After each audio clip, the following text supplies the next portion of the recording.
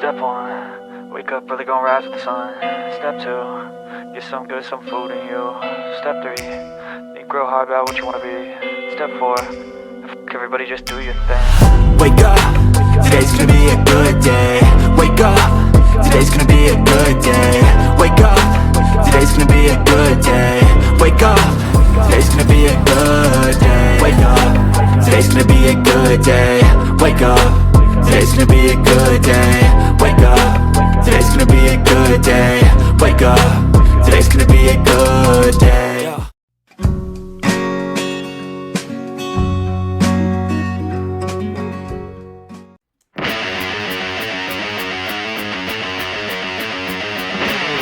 So what's up mga didagdi, pumunta kami sa newly improved Araneta Center at dito kami sa Farmers Market Chumibugay. Dito sa Tarsier Fried Foods, samahan nyo kami, tatakawin na naman namin kayo, let's go!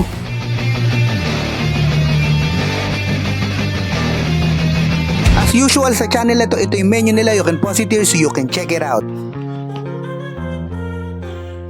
Montage.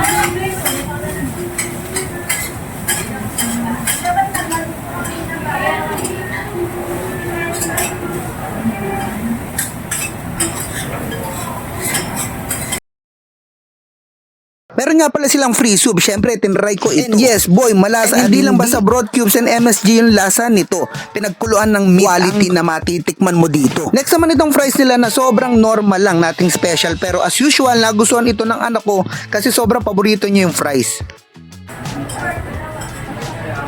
Next naman itong sausage nila na bulinggit at hindi ko in-expect na ganito kaliit ito. Pero magkakatalo naman ito sa lasa.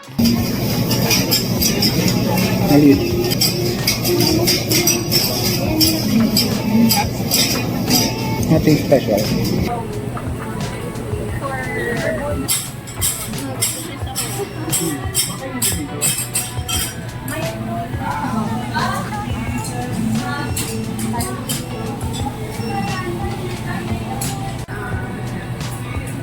Wednesday ba kayo?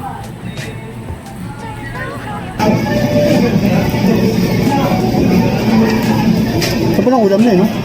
Yes, ito palang ulam na beefy goodness at savory yung lasa.